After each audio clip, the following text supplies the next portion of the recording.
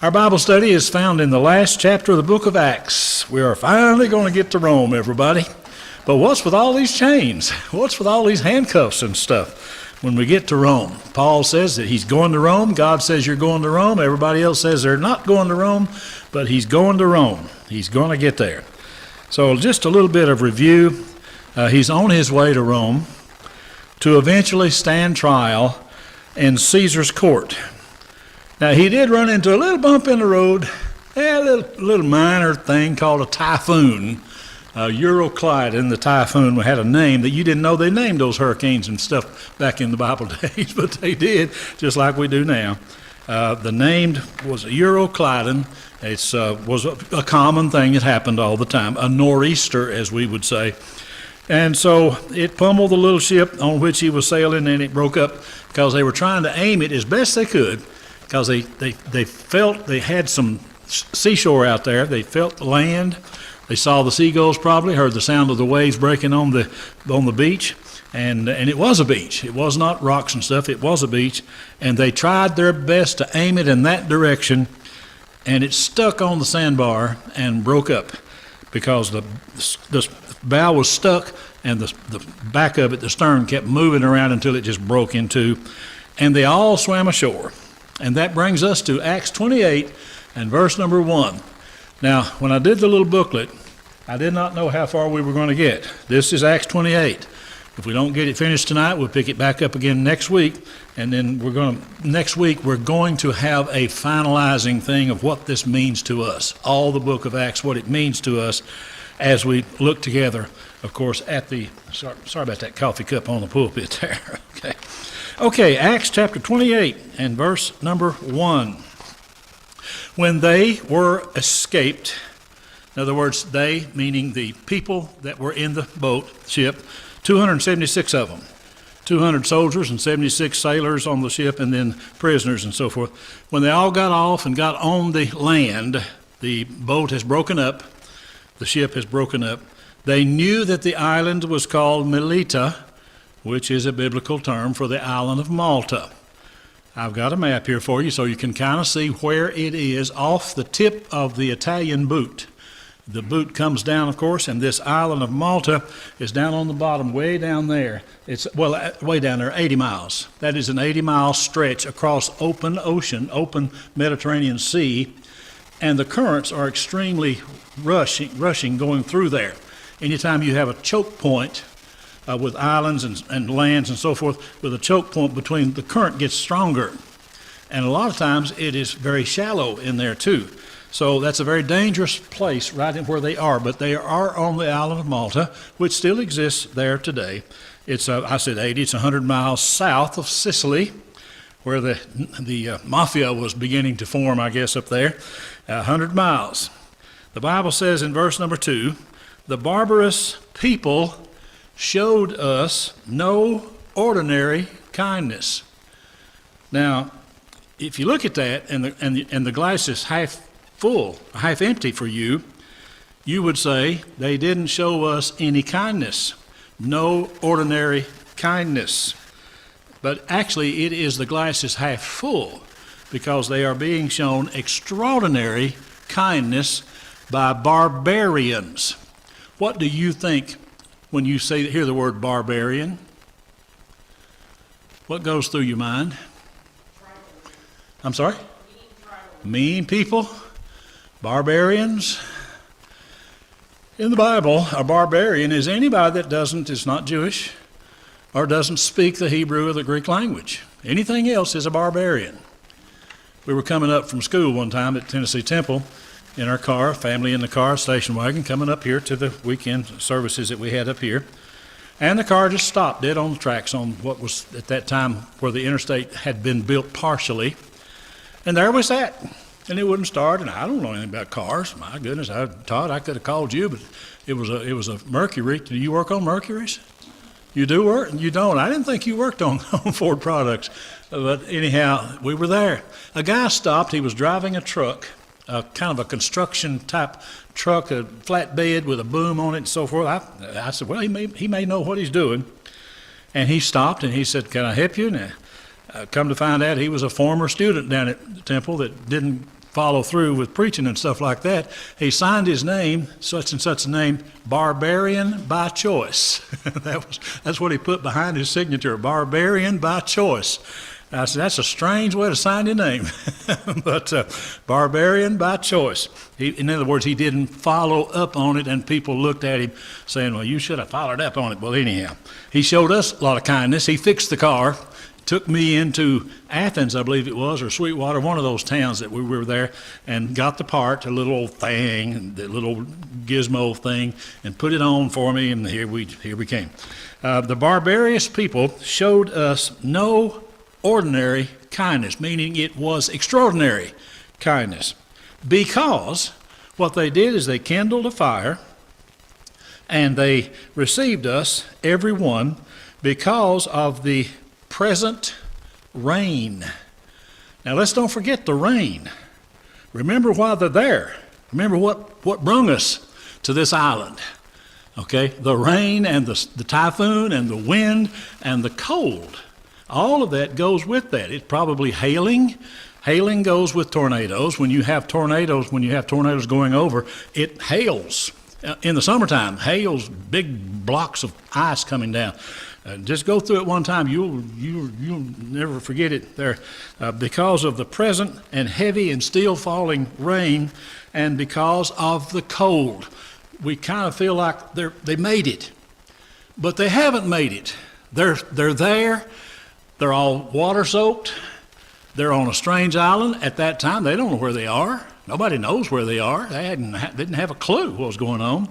And it's still raining, and the wind's still blowing, and the typhoon is still going, and the weather is still there.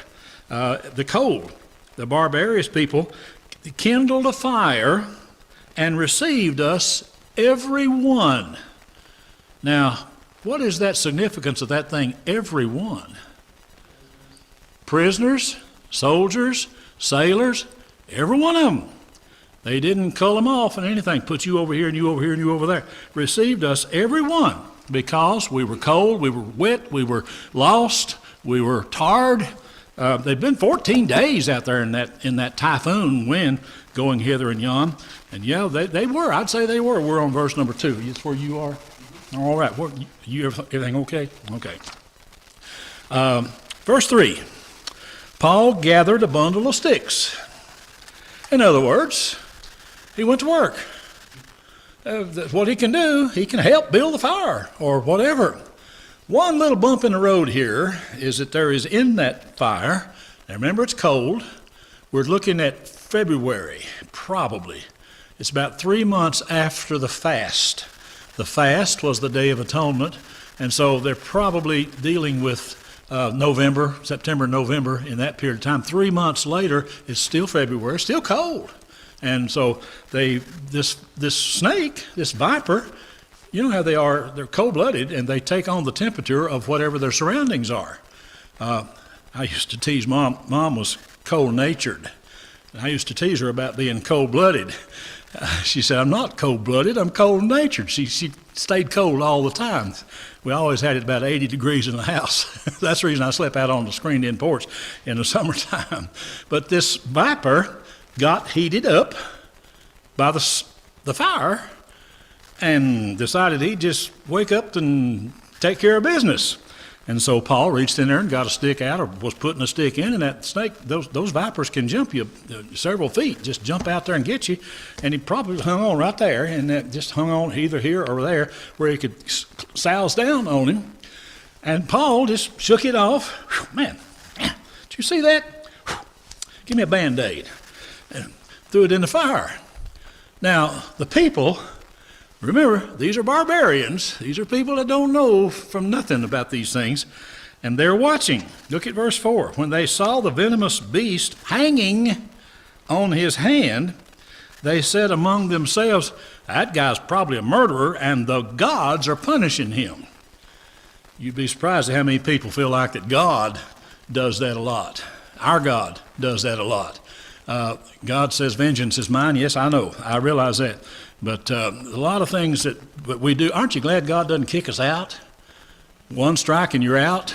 2 strikes, 3 strikes. How many are you? 300, 3,000, 4,000? How many is it for you? 1 million? More than likely, James Kennedy used to do it in his soul-winning ministry, Evangelism Explosion. He would say, just suppose you sin one time a day. One time a day. How many sins is that a year? 365. How many of that is in that in 10 years? Numbers get big now. 3,600 and whatever it is. You got enough good works to balance that out? At one sin a day? Isn't it more likely 10, 20, 30? That was his selling point for Evangelism Explosion. So they thought, this guy must be a murderer because, by the way, he's still got the chains. First of all, he's chained, and secondly, that snake got him. You see, they had a god that they called the Supreme, Resistless, Avenging Eye and Hand. That's a god of vengeance in one of their gods. So they thought, he's going to die, so let's just watch him. Everybody gather around. Let's just watch this old guy here. He shook off the beast in the fire. Verse 5, felt no harm. So they continued to look. Present tense, they looked. They continued to look when he should have swollen up and fallen down. A snake bit him, a rattlesnake or a viper or whatever you want to call it. And he's just standing there and he's going about his business. He's probably getting more sticks in the fire and stuff like that. And they looked and looked and looked and watched him a great while. And they're still waiting on him to swell up and die. But he don't swell up and die. So the obvious choice is not only was he not guilty of anything, he's probably a god. So you go from one extreme to the other. He's a no-down trifling snake, or he's a god. The snake didn't kill him, so he must be an unapproachable god. Now, that's happened before with Paul, hadn't it? You remember? Acts chapter 14 and verse number 11. The people of Lystra, before they drug him out and left him for dead, they saw what he had done. There was a healing took place. They lifted up their voices, Acts 14:11. They lifted up their voices, saying in their language, the Laconian language, the gods have come down upon us. Now this may come back to you. Remember, it's been several weeks since we covered it. What did they name him? What god did they attach to Paul? Anybody remember? Mercury. The god of Mercury. The god not of Mercury, but the god named Mercury. He's a little fast guy in the FT, the flower thing, the FTD or whatever that little god. He's the messenger god. His buddy Barnabas, they called him Zeus or Jupiter, because he's the elder statesman. He's the gray-haired, dignified man, tall, dignified. They said, the gods have come down to us in the likeness of men. And they called Barnabas, verse 12, Jupiter, and Paul, they called him Mercury, because he was the chief speaker. As a matter of fact, in the next verse, it says that the priest of Jupiter in that town, they had a temple there to Jupiter, and the priest says, if they're going to worship him, I guess I better get in on this too, because I don't want the boss mad at me, Jupiter. So he brought flowers and started a sacrifice to Paul and Barnabas, probably getting ready to, now, I don't want to gross you out, but they could have been maybe taken a child and start to offer that child in sacrifice. That's what they did to their gods. The Incas didn't invent that. That goes all the way back in the Bible days here. And Paul, don't do this. Don't be doing that. And he convinced them that they were not gods. They were just people that were following the Almighty God. So much so that in verse 19 of that same chapter, certain Jews from Antioch and Iconium persuaded the people, and they started stoning Paul. They had just been offering going to offer sacrifices to him, and these Jewish people came in and convinced the people that they're barbarians, and they start to stone him, and they drug him out of the city, supposing him to be dead. I am of the tradition that believes that he was dead. I believe they killed him. Because he said, I knew a man about 14 years ago who went to heaven, third heaven, saw things that was unlawful to speak. I believe that he's talking about Paul. I think he's talking about himself there. I think they drug him out of the city, and he got up, shook himself off, went right back into the town, started preaching to them again. They just killed him, and he's right back again. That had to be impressive, don't you think? Don't you imagine around the water cooler, they're saying, hey, didn't we get that guy out of here a while ago? Here he's back, beat up, bloody, stoning. Stoning is a bloody thing, and my soul, he comes back. And he wins a lot of them to the Lord because of that. One of the guys he won to the Lord because of that was our old friend Timothy. Timothy is probably watching this. He lives in Lystra, and he probably is seeing the Apostle Paul being made into a god and then made into a criminal and stoned, probably to death, and drug out of the city and thrown out there on the garbage heap. And Timothy sees that, and all of a sudden Timothy's standing there. He comes back. Here comes. You'd have to, wouldn't you go along with him? Wouldn't you want to be on his side? If he can do that and still come back, probably Timothy was saved right there, right at that very moment because of that. By the way, you might add that the gospel has done so much for people who didn't even know that it was God working. The gospel, it was Jesus Christ that gave women the rights. The government did not give ladies the right. Jesus gave the rights to all human beings. We're all one in Christ Jesus. Male or free, white or black, male or female, we're all one in Christ. Jesus did, the gospel did that. There's a lot that the gospel has done to our world to make it better that we don't even know about. Anybody want to enter in on that? Some things that maybe have struck your mind, how the gospel has changed things. All we got to do is let it work. This morning, the Sunday morning sermon, put it in there and let it work. Let the gospel work. Put the yeast in the bread and let it work. Anybody have any comments on that? No? It always changes. It does. My brother was coming through. He came through last night. He's on his way to Michigan, and he's all alone. And he has some friends around him, but he don't have the support mechanism that I had when Nita died. Man, I was right here. So I just wanted to talk to him. Just let him cry. Just talk to him and let him get it out, and it'll help him. I know it will. But the simple truth is the gospel changes everything. And most of it is quiet. Sometimes it's a spectacular thing. I got it. Sometimes it's a healing. Where you have a healing publicly, you've got gazillions of them out there that you never hear about. How many hospitals throughout history have been Baptist hospitals? Started by religious groups. Universities. Yeah.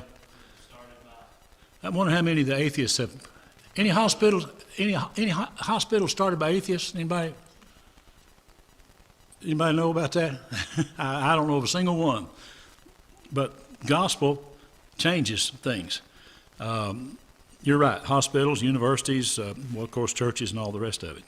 Godly counselors have changed people's lives. You can see that after week and you go from what something you can begin to see real changes in people when they begin to embrace the doctrines of the Bible and when it changes. And everyone that is saved can influence somebody else exponentially. And think about it. Suppose you were the one that won Billy Graham to the Lord, or Lee Robertson, or Adrian Rogers, or James Dobson. Suppose you were the one that led that. I don't know who led those people to the Lord. I know about Miss Halls, but I don't think about that. You're the one that led that person to the Lord, and then it's exponentially growing, and here you are. It's amazing. It's just absolutely amazing. The gospel, the power of the gospel. It is the power of God, the gospel dynamite. Anything else? Verse 7. In the same neighborhood, there were lands that belonged to the chief man of the island. The king kind of owns it. You know, back in the old feudal system, the lord of the manor, the king owned everything, and people kind of came to him. This guy's name was Publius, and he's the one that received us. You know, when we got there, he received us kindly and lodged us 3 days courteously. It has been stated that he probably was trying to find permanent housing for these people. They don't know what they're going to do. They're just now getting their sea legs back after 14 days in the ocean. And so he invited them into his home. Probably all of them. Invited them into his home, lodged us 3 days, more than likely, so that they could get settled down. And that would include the Roman soldiers too. They stayed until permanent housing could be arranged. And it came to pass, this is just a side note, but this is the way God works. Guess who had a sick son? Publius. A sick father. The father of Publius lay sick of fevers. Now that's a plural word. That either means he had several fevers or viruses, but probably means it kept happening. It's reoccurring.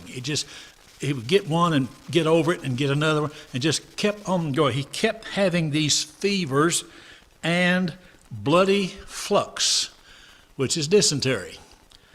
Now, who's writing this? Who's the writer? Luke. What's his occupation? He's a doctor. He's describing this precisely. Fevers and a bloody flux or dysentery. So Paul entered in, and Luke says, I went with him. Luke's a doctor, and laid his hands on him, and he was healed. Paul did not heal him. The Holy Spirit healed him. God healed him, but through the Apostle Paul. It's a miracle. It's a miracle that God did. It's also, Luke is also involved in this, and he's going to have several patients involved on this. You will remember in Luke chapter number 5, you all remember this passage, I'm sure you will, probably all know it by heart. Jesus came up one day and said, I want to teach the nations, teach the world, but they're coming and they're pushing me back, and I can't get a word in, I can't help, they're pushing me back, and they keep on pressing against me into the Sea of Galilee. You remember what he did? He asked Peter, let me get in your boat, you push it off just a little bit, and they can't, the crowd can't get to me. Not that he was afraid of the crowd, it's just that he was trying to teach them all, and they were all just wanting to get close to him. So he said, just cast off a little bit, just push off, and about 5 feet out into the sea, and he began to teach the people from that pulpit in that boat. When he got through, he said, Peter, thank you. As a reward, go out there and drop your nets down. Peter said, grab. But he went out there and caught more fish. What was I? Caught a bunch of fish, so much that the nets broke. They broke the nets because they caught so many fish. Verse number 4, he'd finished teaching. Jesus told Simon to launch into the deep and let down the nets. And they did, and couldn't pull them up. The nets broke because of more fish. Okay, I have no idea where that was going. That's a reward. Jesus was rewarding Simon Peter for the use of his boat. And probably this is a reward for treating Paul and all his people with great care. He healed his father. When this was done, others also that had diseases, verse 9, they kept coming. That's present tense. They kept on coming, and they kept on getting healed and being treated. Getting healed would be one thing, right, with the Apostle Paul. Being treated would be what? Dr. Luke. God uses doctors, God uses nurses, God uses caregivers, God uses everybody in what they're doing in his work. And so, here they are, verse number 9. They honored us with many honors, So that when we, verse 10, when we departed, they loaded us down with stuff, just all kinds of things. They didn't make a charge for their healings. They didn't say, hey, you got to give me some money here. It's a love offering. It was a love offering that they were offering to him. When I first started out, I had a good job. And quite frankly, I would go preaching in churches that couldn't afford it. They really couldn't. But they wanted to give me a love offering. And my first magnanimous feeling was, no, just keep that. And my pastor said, you're robbing them. You're robbing them of a blessing. They're wanting to do this. Let them do it. Let them, you can give it back in other ways if you want to, but let them get the blessing. So I said, well, I had never looked at it that way. I thought I was doing right by saying, listen, somebody said my tithe was more than most of those folks made. Okay? But I still said, okay, thank you. I appreciate that so very much, and found ways to get it back to them. But the simple truth is they got the blessing. Don't take the blessing away from somebody if they want to do that.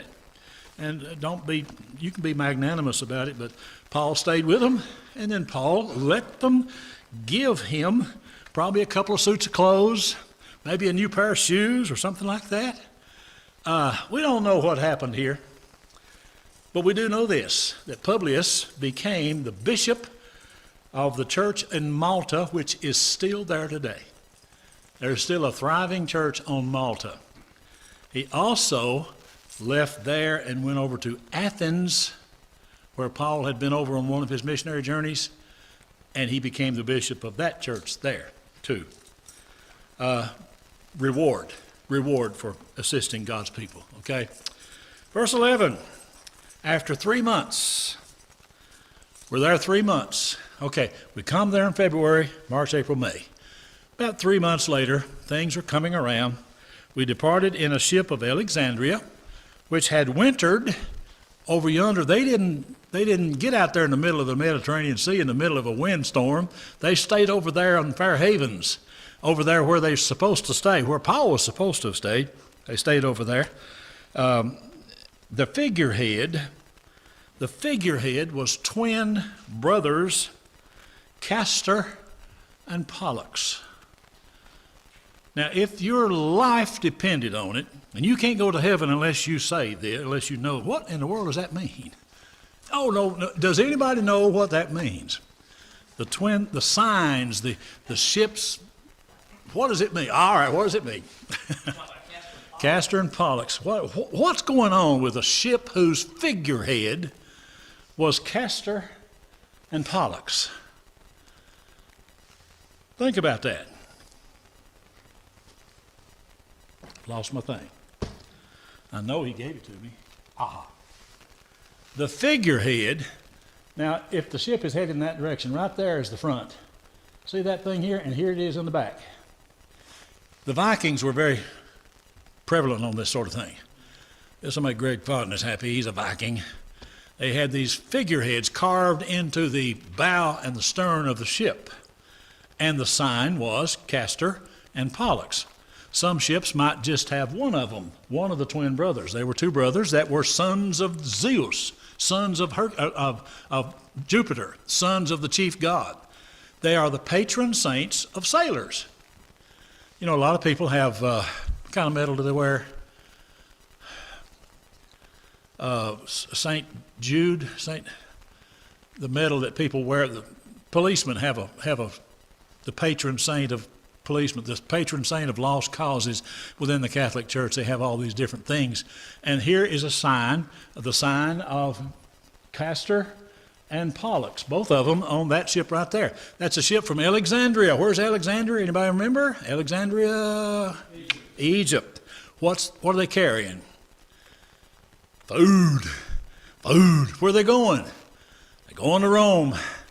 The wintertime has set in. The typhoon has been swirling around out there. Rome is starving. They need food. Here comes a vessel full of grain. The bottom part of it, what you call the holes down there, they're just filled with grain, coming with grain.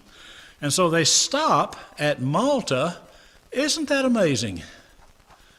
They normally wouldn't have done that, but they just stopped at Malta.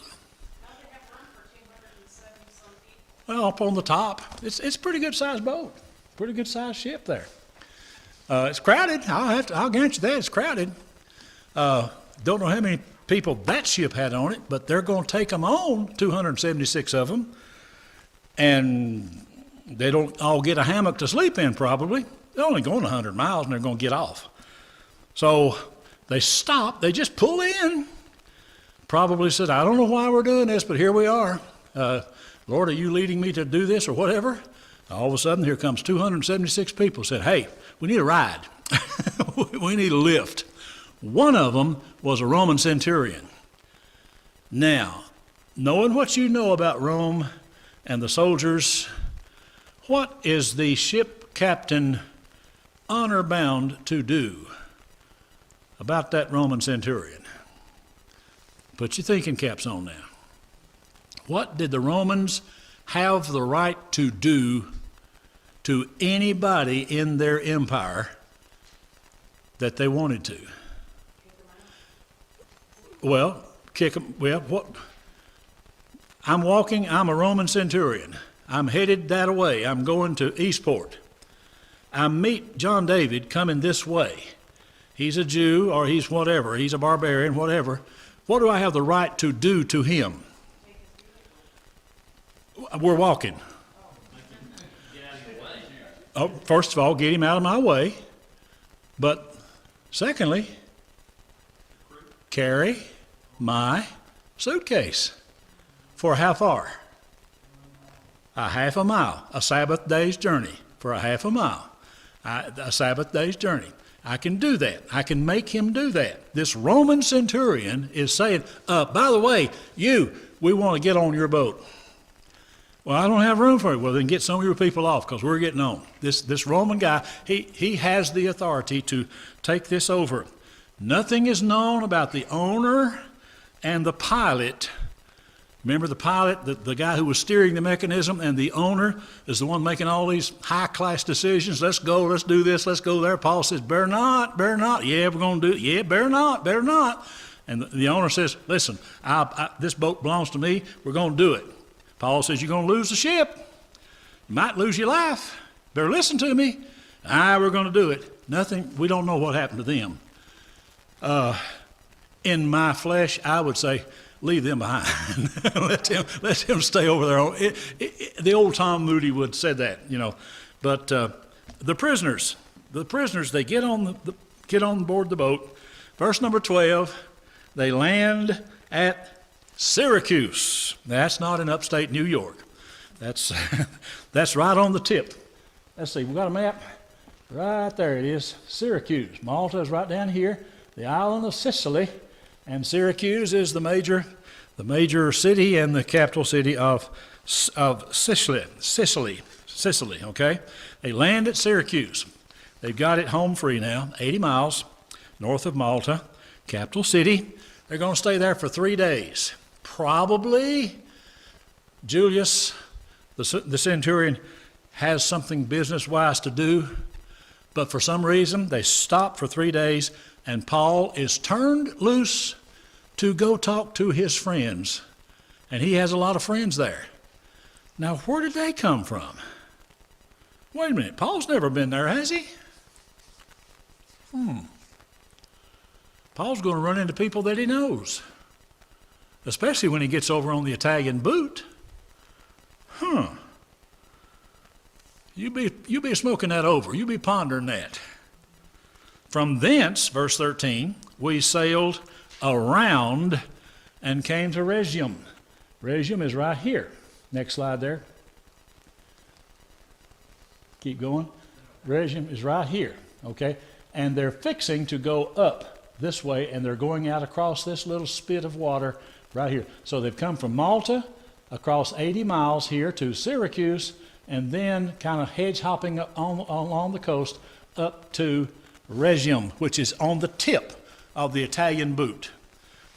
This is where George Patton, the army of George Patton, that way went right through that way, right on up through there. We came around and came to Rhegium. Now, they're fighting a northeastern wind. What direction are they headed? Northeast.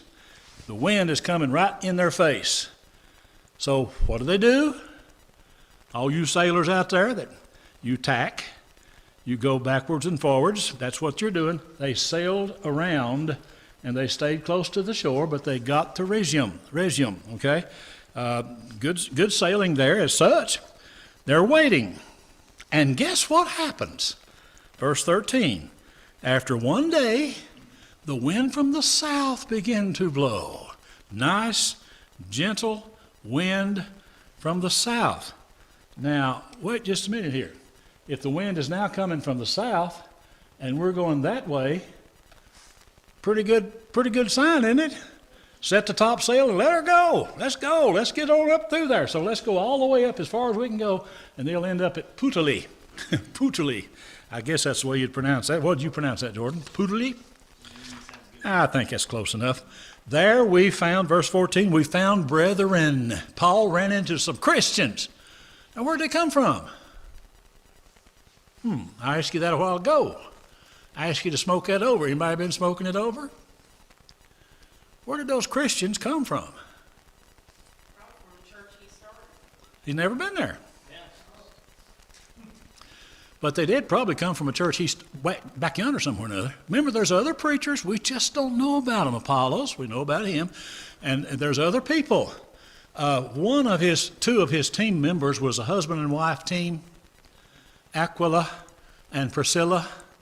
He ran into them when he came to Corinth, Greece, Aquila and Priscilla, and he worked with them because they were tent makers, and Paul was also a tent maker, and so Paul joined himself to Aquila and Priscilla because they had been run out of, wait for it, Rome. When Emperor Claudius Caesar had taken over, he had rid all the Christians out. Aquila and Priscilla had been run out of Rome. They went to Corinth. They joined in with Paul. Now then, they've gotten back to Rome. Another Caesar is in charge. There's a new sheriff in town here. His name is Nero. And so it's another thing is going on here. The brethren, when they heard of us, they came to meet us. I'm at verse number 15. By the way, something I didn't mention to you.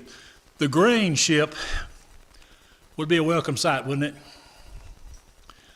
If you're starving, when a boat full of, or a truck full of groceries pulls in, you're pretty well going to say, "Hey, I've been waiting on you." The grain ship had a priority, priority one. They had a priority. When they came into the harbor, they left up the topsail. The topsail was the main sail of any sailing vessel. Can you go back to that picture of that ship that we had there? The topsail would be right up here on the top of this mast, right up on the very top of it, or maybe this one right here. That's the main sail, or as Navy would say, the mainsail or the topsail. They left that up as a sign: we have food. Get out of the way. Clear the docks. Clear the parking area. Give us a priority. Here we come. And that's what they did. And so there's a lot of people standing there to meet that ship when it comes in, and some of them are Christians. We found brethren, verse number 14, we were invited to stay with them for 7 days, and then we started up toward Rome. From thence, verse 15, when the brethren heard of us, they came to meet us. Meet. The word meet is the word that is used when an official steps out and says, "Hi, I'm the president, Peyton Manning," or whatever. Welcome to Washington. The important person who meets you, an official right hand of fellowship that we used to be able to do at shaking howdy time. We have to wave now. We'll get back to right hand of fellowship here no longer. But the word for meet, it is also the same word which is used in the rapture. meeting to take. Meet you in the morning by the bright riverside, or whatever the name of that song is. The meeting and the greeting and the coming again. It's the word that Paul used in his Gospels, talking about the second coming of Christ. We went as far as Forum, right here. Forum on the Appian Way is one of the major interstate highway that Rome built right down the spine of Italy. There was an east and west road going that way, north and south roads coming all over the place. Rome built a lot of roads, and the Appian Way was one major road. There were two major cities here, 3 taverns, and then, what's the other one? The Appi Forum, okay? And they come right there. They're ready to go. They're about 30 miles from Rome now. We're going to stop in just a few moments. If you have any comments, be ready to get them. We are 43 miles from Rome. We're 33 miles from Rome now, and we have come to verse number 16. I want to get this verse in, and then we'll stop. When we, verse 16, when we came to Rome. What does that mean, when we came to Rome? Luke has now included himself in the narrative. He's been with him all this time, but he's now included. The we section is a time when Luke ties himself closely to the Apostle Paul. He's done that 3 times in the book of Acts. When we did this, when they did that, when we did this. So when we came to Rome, the centurion, Julius, delivered the prisoners to the captain of the guard, the 4-star, 5-star general in Rome. But Paul, isn't this amazing?